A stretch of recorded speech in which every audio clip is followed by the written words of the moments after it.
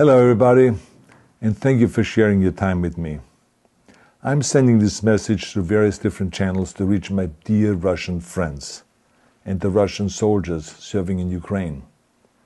I'm speaking to you today because there are things that are going on in the world that are being kept from you, terrible things that you should know about.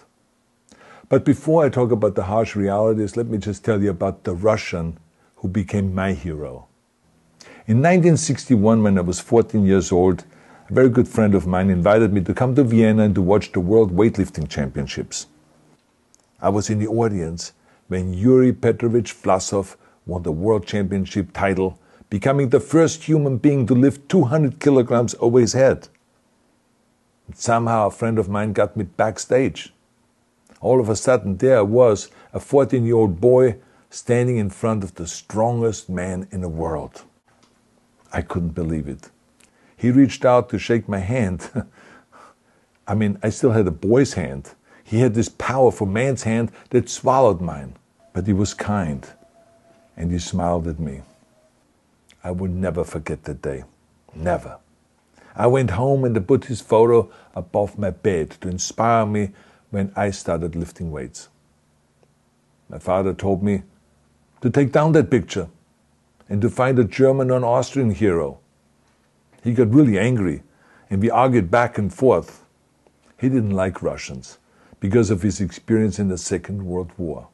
You see, he was injured at Leningrad, where the Nazi army that he was part of did vicious harm to the great city and to its brave people. But I did not take the photograph down, no, because it didn't matter to me what flag Yury Vlasov carried. My connections to Russia didn't stop there, by the way. Oh, it actually deepened when I traveled there with bodybuilding and for my movies and met all my Russian fans. And on one of those trips, I remember, I met Yury Vlasov once again. It was in Moscow during the filming of Red Heat, which was the first American movie allowed to film in Red Square. Now, he and I spent the whole day together. He was so thoughtful, so kind, and so smart, and, of course, very giving. He gave me this beautiful blue coffee cup. And ever since then, I've been drinking my coffee out of every morning. Now, the reason why I'm telling you all of those things is that ever since I was 14 years old, I've had nothing but affections and respect for the people of Russia. The strength and the heart of the Russian people have always inspired me. And that is why I hope that you will let me tell you the truth about the war in Ukraine and what is happening there. No one likes to hear something critical of the government, I understand that. But as a longtime friend of the Russian people, I hope that you will hear what I have to say. And may I remind you that I speak with the same heartfelt concern as I spoke to the American people when there was an attempted insurrection on January 6th last year, when a wild crowd was storming the US Capitol, trying to overthrow our government. You see, there are moments like this that are so wrong, and then we have to speak up. And this is exactly the same with your government. I know that your government has told you that this is a war to denazify Ukraine. Denazify Ukraine? This is not true. Ukraine is a country with a Jewish president, I might add, whose father's 3 brothers were all murdered by the Nazis. You see, Ukraine did not start this war. Neither did nationalists or Nazis. Those in power in the Kremlin started this war. This is not the Russian people's war. No. As a matter of fact, let me tell you, what you should know is that 141 nations at the UN voted that Russia was the aggressor and called for it to remove its troops immediately. Only 4 countries in the entire world voted with Russia. That is a fact. See, the world has turned against Russia because of its actions in Ukraine. Whole city blocks have been flattened by Russian artillery and bombs, including a children's hospital and a maternity hospital. 3 million Ukrainian refugees, mainly women, children, and elderly, fled their country, and many more are trying to seek to get out. It is a humanitarian crisis. Because of its brutality, Russia is now isolated from the society of nations. You're also not being told the truth about the consequences of this war on Russia itself. I regret to tell you that thousands of Russian soldiers that have been killed. They have been caught between Ukrainians fighting for their homeland and the Russian leadership fighting for conquest. Massive amounts of Russian equipment have been destroyed or abandoned. The destruction that Russian bombs are raining down upon innocent civilians has so outraged the world that the strongest global economic sanctions ever taken have been imposed on your country.